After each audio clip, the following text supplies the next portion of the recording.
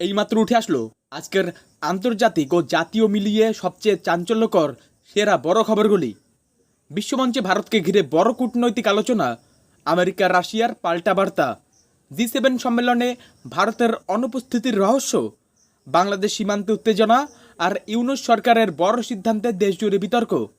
সবই থাকছে একটি খবরে। বিস্তারিত খবর যাওয়ার আগে আপনি যদি চ্যানেলে প্রথমে থাকেন, চ্যানেলটিকে অবশ্যই সাবস্ক্রাইব করবেন। এরকমই গুরুত্বপূর্ণ খবর একসাথে একটি ভিডিওতে সবথেকে অথেন্টিকভাবে একসাথে পাওয়ার জন্য। আর অবশ্যই ভিডিওটিকে লাইক করুন আর কমেন্টে জানান আপনি কোথা থেকে দেখছেন এবং আপনার মতামত কি বর্তমান এই খবরগুলি সম্পর্কে। যখন বারবার ভারত পাকিস্তানের মধ্যে মধ্যস্থতার দাবি জানাচ্ছেন মার্কিন প্রেসিডেন্ট ডোনাল্ড ট্রাম্প, ঠিক সেই সময় নয়াদিল্লি ইসলামাবাদ দ্বিপাক্ষিক বৈঠকে সমস্যা সমাধানের পরামর্শ দিলেন রুশ প্রেসিডেন্ট ভ্লাদিমির পুতিনের সরকার। সম্প্রতি পাকিস্তানের প্রধানমন্ত্রী শাহবাজ শরীফের বিশেষ সহযোগী সৈয়দ তারেক ফাতিমির সঙ্গে বৈঠক করেন রাশিয়ার বিদেশমন্ত্রী সের্গেই ল্যাভরভ। সেখানেই দ্বিপাক্ষিক সমাধানের কথা বলেন ল্যাভরভ। ফাতিমি এবং ল্যাভরভের বৈঠকের পর একটি বিবৃতি প্রকাশ করেছে রুশ বিদেশ মন্ত্রক। সেখানে বলা হয়েছে, দ্বিপাক্ষিক সহযোগিতা, আঞ্চলিক ও আন্তর্জাতিক নিরাপত্তার বিষয় নিয়ে আলোচনা করেছেন ল্যাভরভ এবং ফাতিমির মধ্যে। ভারত পাকিস্তানের সম্পর্কের বর্তমান পরিস্থিতি এবং ইসলামাবাদের অবস্থান সম্পর্কে জানিয়েছেন ফাতিমি। এক্ষেত্রে রাশিয়া মনে করে নয়াদিল্লি ও ইসলামাবাদের মধ্যে পারস্পরিক আস্থার স্তর বাড়াতে জন্য সরকারি আলোচনার প্রয়োজন রয়েছে। সংঘর্ষ বিরতির দিন থেকে মার্কিন প্রেসিডেন্ট ডোনাল্ড ট্রাম্প দাবি করে আসছেন, তার মধ্যস্থতাতেই দক্ষিণ পূর্ব এশিয়ার দুই দেশের মধ্যকার যুদ্ধ থেমেছে। যদিও ভারতীয় সেনা, বিদেশ সচিব, বিদেশমন্ত্রী এস জয়শঙ্কর, এমনকি প্রধানমন্ত্রী নরেন্দ্র মোদীও ট্রাম্পের মধ্যস্থতার দাবি উড়িয়ে দিয়েছেন। কানাডার আলবার্তায় অনুষ্ঠিত হতে চলা G7 শীর্ষ সম্মেলনে ভারতের এখনও আমন্ত্রণ না পাওয়া নিয়ে সর্বক্ষেত্রে আলোচনা চলছে। এই মাসের 15 থেকে 17 তারিখ পর্যন্ত এই সম্মেলন অনুষ্ঠিত হবে। কিন্তু আমন্ত্রণ না পাওয়ায় গত 6 বছরে এই প্রথম প্রধানমন্ত্রী মোদী এই সম্মেলন থেকে দূরে থাকতে চলেছেন বলে জানা যাচ্ছে। ভারত পাকিস্তানের মধ্যে মধ্যস্থতা করার জন্য আমেরিকাকে অনুমতি দেওয়ার পর এটি আমাদের দেশের জন্য আরও একটি কূটনৈতিক ধাক্কা বলে কংগ্রেস সমালোচনা করছে। কংগ্রেস মন্তব্য করেছে যে এই আন্তর্জাতিক সম্মেলনে America, France, Britain, Japan, Italy, কানাডার পাশাপাশি জার্মানির নেতারাও অংশ নেবেন।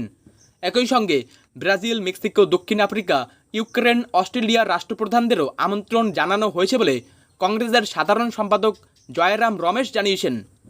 তবে ঘনিষ্ঠ সূত্রগুলি জানিয়েছে যে এই সম্মেলনে প্রধানমন্ত্রীর উপস্থিতি থাকার সম্ভাবনা কম। যদি আমন্ত্রণ আসেও বর্তমানে দুই দেশের মধ্যে যে পরিস্থিতি চলছে তার পরিপ্রেক্ষিতে প্রধানমন্ত্রী মোদী সেখানে নাও যেতে পারেন বলে একটি যুক্তি শোনা যাচ্ছে।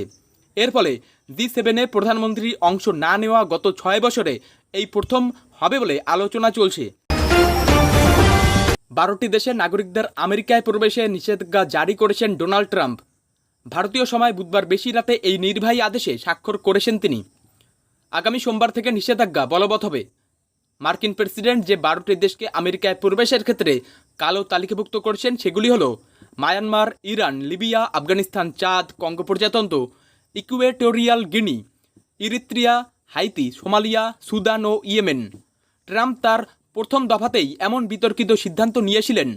বুধবার একই সঙ্গে মার্কিন বিশ্ববিদ্যালয়গুলিতে পাঠরত বিদেশি পড়ুয়াদের ভিসা খতিয়ে দেখার নির্দেশ দিয়েছেন তিনি। ট্রাম্প মনে করছেন, ছাত্র সেজে বহু খারাপ মানুষ আমেরিকায় ঢুকে পড়েছে, তাদের বের করে দিতে না পারলে আমেরিকায় জীবনযাত্রা ঝুঁকির মধ্যে থেকে যাবে। ইতিমধ্যে তার প্রশাসন চীনা কমিউনিস্ট খেদাও অভিযান শুরু করেছে। মার্কিন প্রেসিডেন্ট তার নির্বাহী আদেশে আরও কয়েকটি দেশের উপর আংশিক নিষেধাজ্ঞা জারি করছেন। সেগুলি হলো Turkmenistan, Venezuela, Burundi, Cuba, Laos, Sierra Leone ও টোগা। অনুপ্রবেশ রুখতে গিয়ে বাংলাদেশে ঢুকে পড়েছিলেন বিএসএফ জওয়ান। তারপরেই ওই জওয়ানকে আটকে রাখেন বাংলাদেশিরা। পরে তাকে বর্ডার গার্ড অব বাংলাদেশের হাতে তুলে দেয় স্থানীয়রা। অভিযোগ, বিএসএফ জওয়ানকে মারধর করে স্থানীয়রা। পরে অবশ্য জওয়ানকে বিএসএফের হাতে ফিরিয়ে দেয়। জানা গিয়েছে বিএসএফ জওয়ানের নাম শ্রী গণেশ। বুধবার সকাল 7:30 নাগাদ বাংলাদেশের সদর উপজেলার নারায়ণপুর ইউনিয়নের সাতরসিয়া গ্রামে এই ঘটনা ঘটে। স্থানীয়দের অভিযোগ, সকালে একটি ছাগলকে ধাওয়া করে জিরো লাইন অতিক্রম করে বাংলাদেশে ঢুকে পড়েন দুই বিএসএফ সদস্য। তারা একজন বাংলাদেশিকে ধরে নিয়ে যাওয়ার চেষ্টাও করেন। এরপরই স্থানীয় গ্রামবাসীরা এক হয়ে এক বিএসএফ সদস্যকে ধরে আটকে রাখে, মারধর করে বলে অভিযোগ। স্থানীয়দের তৈরি ভিডিও সোশ্যাল মিডিয়ায় ছড়িয়ে পড়ে। অন্যজন পালিয়ে যায় বলে অভিযোগ। পরে শ্রী গণেশকে বিজেপির হাতে তুলে দেয় তারা। বঙ্গবন্ধু শেখ মুজিবুর রহমানকে মুক্তিযোদ্ধা হিসেবে স্বীকৃতি না দিয়ে মুক্তিযুদ্ধের সহযোগী আখ্যা দেওয়ায় দেশ বিদেশে ব্যাপক সমালোচনার মুখে পড়েছে মোহাম্মদ ইউনূস সরকার। মঙ্গলবার রাতে এক বিজ্ঞপ্তিতে 4 শতাধিক রাজনীতিবিদদের মুক্তিযোদ্ধা খেতাব বাতিল করা হয়েছিল। নতুন বিজ্ঞপ্তিতে বলা হয়েছিল, যারা সরাসরি অস্ত্র হাতে যুদ্ধ করেছেন কেবল তারাই মুক্তিযোদ্ধা হিসেবে গণ্য হবেন। যেহেতু শেখ মুজিবুর রহমান সরাসরি যুদ্ধে অংশ নেননি, তাই তাকে মুক্তিযোদ্ধার স্বীকৃতি দেওয়া হবে না। এই সিদ্ধান্ত প্রকাশ পাওয়ার পর থেকেই সাধারণ মানুষ এবং বিভিন্ন মহল থেকে তীব্র ক্ষোভ প্রকাশ করা হয়। ব্যাপক চাপের মুখে একদিনের মধ্যেই তত্ত্বাবধায়ক সরকার সেই অধ্যাদেশ বাতিল করতে বাধ্য হয়েছে। বুধবার সরকারের মুক্তিযুদ্ধ বিষয়ক উপদেষ্টা ফারুক-ই আজম ঘোষণা করেন যে মুক্তিযুদ্ধ চলাকালীন গঠিত মুজিবনগর সরকারের মন্ত্রী ও সদস্যরা সকলেই বীর মুক্তিযোদ্ধা হিসেবে বিবেচিত হবেন। তবে যারা সেই সরকারকে সাহায্য করেছেন তারা মুক্তিযুদ্ধের সহযোগী হিসেবেই বিবেচিত হবেন। যদিও ইউনূস সরকার বিজ্ঞপ্তি বাতিলের বিষয়টি সরাসরি স্বীকার করতে রাজি হয়নি, বরং সংস্কৃতি বিষয়ক উপদেষ্টা মোস্তফা সারোয়ার ফারুকী এই পুরো বিষয়টিকেই ভুয়ো খবর বলে দাবি করেছেন। তিনি ফেসবুকে স্ক্রিনশট শেয়ার করে বলেছেন যে নতুন অর্ডিন্যান্সে মুজিবনগর সরকারের সব সদস্যকে মুক্তিযোদ্ধার স্পষ্ট স্বীকৃতি দেওয়া হয়েছে। তবে ফারুকের এই দাবি নিয়ে প্রশ্ন উঠেছে, কারণ গত 10 মার্চ জাতীয় মুক্তিযোদ্ধা কাউন্সিল আইন সংশোধনের চূড়ান্ত খসড়ায় তিনি স্বাক্ষর করেছিলেন, যেখানে বঙ্গবন্ধু সহ 4 শতাধিক নেতা মুক্তিযোদ্ধার স্বীকৃতি হারাবেন বলে উল্লেখ ছিল। কংগ্রেস সাংসদ শশী থারুরের ভবিষ্যৎ নিয়ে অনেক জল্পনা চলছে। যিনি পাকিস্তান এবং সন্ত্রাসবাদী ইস্যুতে অন্যান্য দেশ সফরে ব্যস্ত। তবে এখন তিনি এ বিষয়ে খোলামেলা কথা বলেছেন। কংগ্রেস নেতাদের সমালোচনারও মুখোমুখি হয়েছেন তিনি। এ বিষয়ে তিনি বলেছেন যে যদি কেউ মনে করেন যে দেশের স্বার্থে কথা বলা দলবিরোধী, তাহলে তাদের নিজেদেরকে প্রশ্ন করা উচিত। যখন থারুরের কাছে জানতে চাওয়া হয়েছিল যে সোশ্যাল মিডিয়ায় তিনি কংগ্রেসে থাকবেন নাকি জনতা পার্টিতে যোগ দেবেন, তখন অনেক জল্পনা চলছে।